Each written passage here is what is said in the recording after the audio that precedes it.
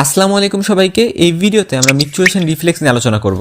তো আমরা নর্মালি জানি ইউরিনারি ব্লাডারের দুইটা কাজ। ফার্স্ট, ইউরিনকে স্টোর করে রাখা। সেকেন্ড, ইউরিনকে খালি করা, ভয়েড করা বা মিকচুরেশন করা যাকে আমরা বলি।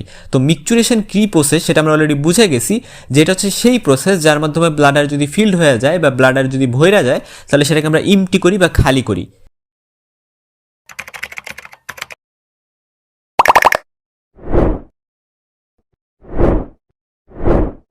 তো কিডনিতে ইউরিন তৈরি হয় বা ইউরিনের কনসেন্ট্রেশন ডাইলিউশন হয়। এই তৈরিকৃত ইউরিনটা কিডনি থেকে ইউরেটার দিয়ে ব্লাডারে আসে। তো ইউরেটার আর ব্লাডারের যে জাংশন পয়েন্ট, সেখানে কোনো স্ফিংটার থাকে না। স্ফিংটার না থাকা সত্ত্বেও ইউরিনটা কিন্তু ব্যাকফ্লো করে না। কেন করে না? এর কারণ হচ্ছে ইউরেটারটা ইউরিনারি ব্লাডারের সাথে অবলিকলি থাকে, এটা ফার্স্ট কারণ।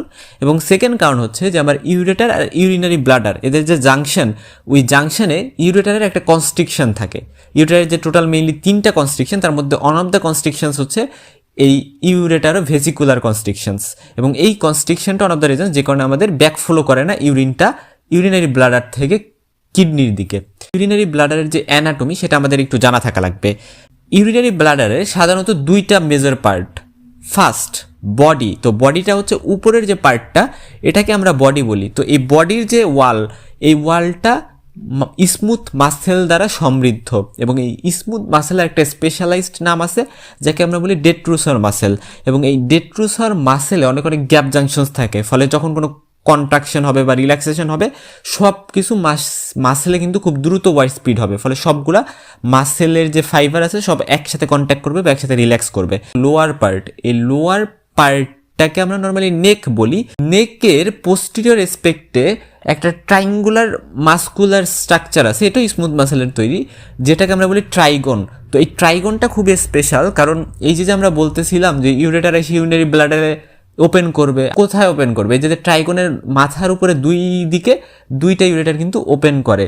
এবং নিচে যেহেতু ট্রাইগনটা ট্রাইঙ্গুলার, এটার যে নিচে অ্যাপেক্স টাইপের যে জায়গাটা, ওই জায়গাটাতে আর একটা ওপেনিংয়ের মতো থাকে এবং ওই জায়গাটাতে একটা স্ফিংটার থাকে।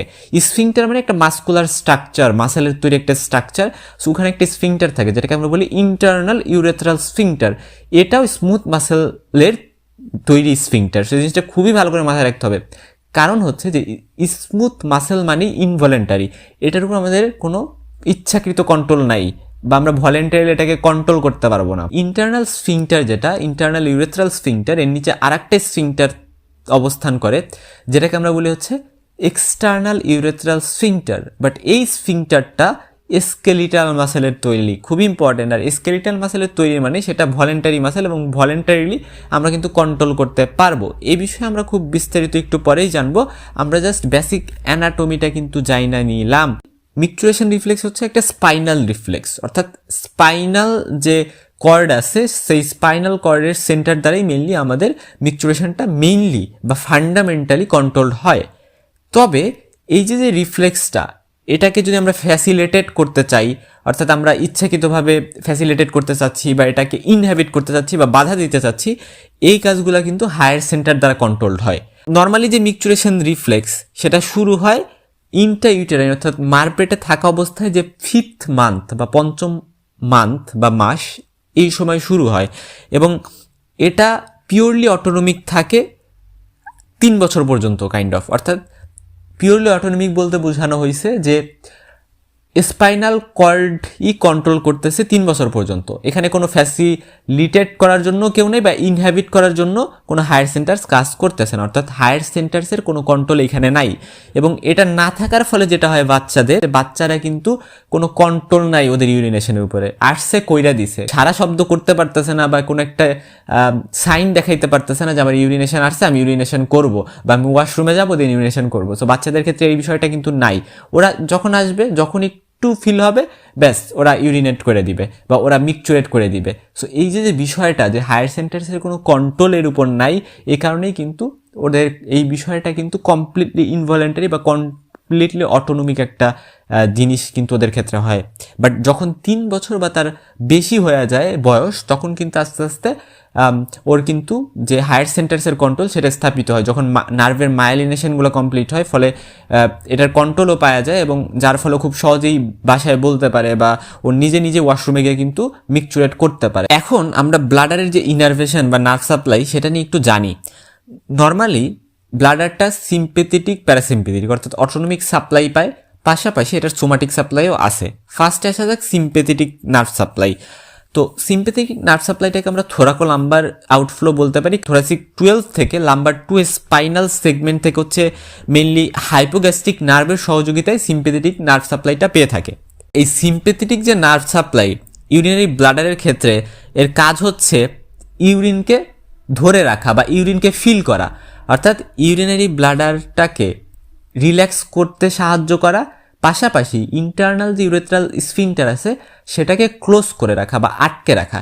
এর ফলে কি হইল, আমার ব্লাডারে ইউরিন কিন্তু জমতেছে এবং এদিক দিয়ে ইন্টারনাল স্ফিংটারও ক্লোজ, ফলে ইউরিনটা কিন্তু বেরোইতেছে না, জাস্ট ওখানে ফিল হচ্ছে ইউরিনারি ব্লাডারটা। সো এটাকে আমরা এই জন্য নার্ভ অফ ফিলিংও বলে থাকি সিম্পেথেটিক সিস্টেমটাকে, কারণ এটার কাজ শুধু ফিল করা।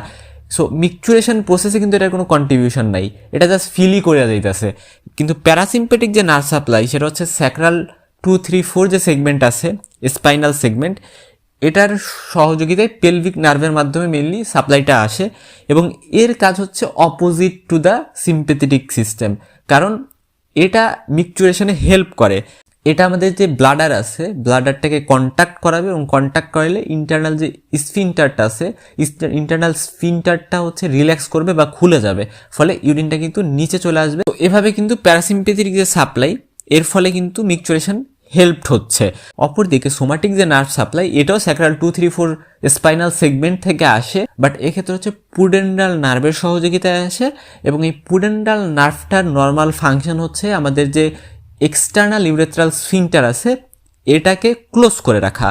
কিন্তু আমাদের যদি মিকচুরেশন করতে হয় তাহলে আমার এই পুডেন্ডাল নার্ভটাকে ইনহ্যাবিট করতে হবে বা আমাদের সোমাটিক্স যে সাপ্লাইটা আছে ইউরিনারি ব্লাডারকে সেটাকে ইনহ্যাবিট করতে হবে, অর্থাৎ পুডেন্ডাল নার্ভটাকে আটকাইতে হবে। ফলে আমাদের যে এক্সটার্নাল ইউরেথ্রাল স্ফিংটার সেটা কিন্তু বন্ধ হয়ে থাকবে না বা কন্ট্যাক্ট করে থাকবে না, এটা কিন্তু রিল্যাক্স করবে যদি আমরা ইনহ্যাবিট করতে পারি। ফলে রিল্যাক্স করলে কি হইলো, আমার প্যারাসিম্পেথেটিক তো কাজ করে অলরেডি ইউরিনটাকে নিয়ে আসছে, আর আমি যদি ভলেন্টারিলি এই পুডেন্ডাল নার্ভকে ইনহ্যাবিট করার মাধ্যমে এটাকেও খুলে দেই বা রিল্যাক্স করে দেই, তাহলে কিন্তু আমার আলটিমেটলি মিকচুরেশন প্রসেসটা কমপ্লিট হয়ে যাচ্ছে।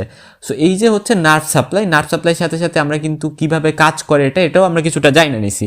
এর ফলে আমাদের পরবর্তী বিষয়টা বুঝতে খুব সহজ হবে। এখন আমরা পুরো মিকচুরেশন যে প্রসেসটা আছে এটা নিয়ে খুব সংক্ষেপে এবং খুব সুন্দরভাবে জানবো। ফার্স্ট কথা, ব্লাডারটা আস্তে আস্তে ফুল হতে থাকে। তো যখন 150 ml মতো হয় তখন হচ্ছে ফার্স্ট আর্জ জাগে যে না আমার এখন হচ্ছে ইউরিনেশন করতে হবে বা আমার এখন মিকচুরেশন করতে হবে। সো ফার্স্ট যে আর্জটা এটা আমার জাগলো, কিন্তু না আমি বইসা থাকলাম, আমি এখনই গেলাম না। কিন্তু যখন 300 থেকে 400 ml হয়ে যায় তখন কিন্তু মিকচুরেশন রিফ্লেক্স শুরু হয়ে যায় এবং 450 ml এর বেশি যদি হয়ে যায় অর্থাৎ ব্লাডারে ইউরিনের পরিমাণ, তখন কিন্তু পেইনফুল সেন্সেশন হতে থাকবে, ব্যথা করতে থাকবে, আমাদের অনেক সময় এরকম হয়। এবং যদি 600 থেকে 700 পর্যন্ত হয় তাহলে আমাদের ব্যথা হতে থাকবে, বাট এটা কিন্তু আমরা ভলেন্টারিলি আমরা ইচ্ছা করে মানে রাইখা দিতে পারি যে থাকুক, এখন আমি এখনও যাবো না ওয়াশরুমে, কারণ আমি হয়তো বা কোনো একটা মিটিংয়ে আছি বা আমি হয়তো বা কোনো একটা কাজে আছি, ক্লাসরুমে আছি, আমি এখন যাইতে পারবো না। বাট যদি 800 বা তার বেশি হয়ে যায় তাহলে কিন্তু আমার ভলেন্টারিলিও কন্ট্রোল করতে পারবো না, তখন কিন্তু অ্যাবনর্মাল কন্ডিশন দেখা দিবে ব্লাডারের, যেটা নিয়ে আমরা পরে জানবো। যখন 400 ml এর মতো ব্লাডারে হইল তখন মিকচুরেশন রিফ্লেক্স তো শুরু হইল, ফলে ব্লাডার যে ওয়াল এই ব্লাডারের ওয়ালটা স্ট্রেচ করতে থাকবে। আর যখন ব্লাডারের ওয়ালটা স্ট্রেচ করতে থাকে তখন স্ট্রেস যে রিসেপ্টরসগুলো আছে সেগুলো কিন্তু স্টিমুলেটেড হবে। তো স্ট্রেস রিসেপ্টরসগুলো স্টিমুলেটেড হয়ে এটা হচ্ছে সেন্সরি স্টিমুলেশন বা অ্যাফারেন্ট স্টিমুলেশন পাঠাবে স্যাক্রাল 2, 3, 4 স্পাইনাল সেন্টারসে। এটা পরবর্তীতে হায়ার সেন্টারসে যাবে চলে। হায়ার সেন্টার বলতে মেনলি সেরেব্রাল কর্টেক্সের যে প্যারাসেন্টাল লোবিউলটা আছে ওই জায়গাটাকে বোঝায়। এবং আমরা যদি মনে করি যে এখন কোনো ঝামেলা নাই, ওয়াশরুমে বসে গেছি, এখনই আমি ভয়েড করে ফেলবো, তাহলে সেরেব্রাল কর্টেক্স থেকে সিগন্যাল যাবে হচ্ছে পন্সে। পন্স আমরা জানি হচ্ছে আমাদের যে ব্রেইন স্টেমের একটা পার্ট। তো এই পন্সে একটা সেন্টার আছে, সেন্টার নাম হচ্ছে পন্টাইন মিকচুরেশন রিফ্লেক্স সেন্টার। তো তো এই পঞ্চাইন মিক্সচুরেশন রিফ্লেক্স যে সেন্টার, এই সেন্টারটাকেই তখন কি করবে, স্টিমুলেট করবে, এবং স্টিমুলেট করলে এটা আবার স্যাক্রাল 2-3-4 এর প্যারাসিম্পেথেটিক যে সিস্টেম আছে সেটাকে স্টিমুলেট করবে, এবং সেটাকে স্টিমুলেট করলে ব্লাডারের মাসেলগুলো কন্ট্যাক্ট করবে, ইন্টারনাল ইউরেথ্রাল স্ফিনটারটা রিল্যাক্স করবে বা খুলে যাবে, এবং একই সাথে স্যাক্রাল 2-3-4 এর যে অ্যান্টেরিয়র হর্ন যে রিজনটা আছে সেখান থেকে সোমাটিক যে পুডেন্টাল নার্ভ আছে সেটার সিগন্যালটাকেও ইনহ্যাবিট করে দিবে, এবং এক্সটার্নাল ইউরেথ্রাল স্ফিনটারটাকেও কিন্তু এটা খুইলা দিবে। এই খুইলা দেওয়ার ফলে আমার ওই দিক দিয়ে ইন্টারনাল ইউরেথ্রাল স্ফিনটারটাও খুইলা গেছে, এদিক দিয়ে এক্সটার্নাল ইউরেথ্রাল স্ফিনটারটাও খুইলা গেছে, ফলে আমার কিন্তু মিকচুরেশন রিফ্লেক্স ডান এবং আমার মিকচুরেশন হয়ে গেছে। সো এই বিষয়টা আমি আরেকবার যদি একটু বলি খুব ইজিলি, পন্টাইন মিকচুরেশন সেন্টারটা দুইটা কাজ করতেছে। একটা হচ্ছে আমার প্যারাসিম্পেথেটিক সিস্টেমটাকে স্টিমুলেট করতেছে এবং আমার পুডেন্টাল নার্ভকে ইনহ্যাবিট করতেছে, এর মাধ্যমে মিকচুরেশন প্রসেসটা হয়ে যাচ্ছে। আমরা একটা জিনিস দেখলাম যে মিকচুরেশন প্রসেসে প্যারাসিম্পেথেটিক যা করা করতেছে, বাট সিম্পেথেটিক সিস্টেমের কি কোনো রোল নাই? আনসার হচ্ছে যে মিকচুরেশনে আসলেই কোনো রোল নাই, বাট সিম্পেথেটিক সিস্টেমের কাজ হচ্ছে সিম্পেথি শো করা। সিম্পেথি মানে কি, মানে আমার তার প্রতি খুব মায়া হচ্ছে, সিম্পেথি হচ্ছে। তো এই যে সিম্পেথি, এটা কিন্তু শো করে সিম্পেথেটিক সিস্টেম। সিম্পেথিটা কিভাবে শো করে? আমরা যখন হচ্ছে কোনো একটা ইম্পর্টেন্ট ফাংশনে আসি, ক্লাসরুমে আসি, বা কোনো একটা গুরুত্বপূর্ণ কাজে আসি, সো আমার যে মিকচুরেশন সেটাকে আমার চেপে রাখতে হবে, ধরে রাখতে হবে। সো এই যে চেপে রাখা, এই চেপে রাখতে আমাদের প্রতি সিম্পেথি শো করে এই সিম্পেথেটিক নার্ভাস সিস্টেম। সিম্পেথেটিক যে সিস্টেমটা, এটা কিন্তু একটা ইনহিবিটরি এসপেক্ট আমাদের মিকচুরেশন প্রসেসের ক্ষেত্রে। সো যখন আমি মনে করব যে আমার ইউরিনেশন করার দরকার নাই কারণ আমি খুব ইম্পর্টেন্ট কাজে আছি, তখন আমি কি করব, তখন ঠিক একইভাবে আমার যে অ্যাফারেন্ট সিগন্যাল সেটা কিন্তু যায় চলে হচ্ছে ওই সেগমেন্টগুলো হয়ে, স্পাইনাল সেগমেন্টগুলো হয়ে চলে যায় হায়ার সেন্টারে। তখন হায়ার সেন্টারের যে পন্স আছে, পন্সে আমরা জানলাম যে পন্টাইন মিকচুরেশন সেন্টার যেটা ছিল সেটা হচ্ছে আমার প্যারাসিম্পেথিককে স্টিমুলেট করতেছে। ঠিক একইভাবে মিড ব্রেইনে হচ্ছে একটা ইনহিবিটরি সেন্টার থাকে, যেই ইনহিবিটরি সেন্টারটা আমার সিম্পেথেটিক সিস্টেমকে স্টিমুলেট করে, ব্লাডারে একটা এফারেন্ট সিগন্যাল পাঠাবে, বা যেটাকে আমরা বলি হচ্ছে মোটর সিগন্যাল পাঠাবে, আর ইন্টারনাল ইউরেথ্রাল স্ফিনটার একটা মোটর সিগন্যাল পাঠিয়ে বলবে যে ব্লাডারটা রিল্যাক্স থাকো আর ইন্টারনাল ইউরেথ্রাল স্ফিনটারটা কন্ট্যাক্ট করে থাকো যাতে হচ্ছে ইউরিন না পাস করতে পারে। প্যারাসিম্পেথেটিকটা কাজ করতেছে তখন যখন আমি ফিল লাইক করতেছি যে আমার এখন ইউরিনেশন করে দেওয়া দরকার, আর যখন আমি চাচ্ছি যে এখন ইউরিনেশন করবো না, তখন কিন্তু সিম্পেথেটিকটা কাজ করতেছে কিসের মাধ্যমে, ওই যে মানে ইনহিবিটরি একটা কন্ট্রোল মিড ব্রেইনের, সেটার মাধ্যমে কিন্তু কাজ করতেছে।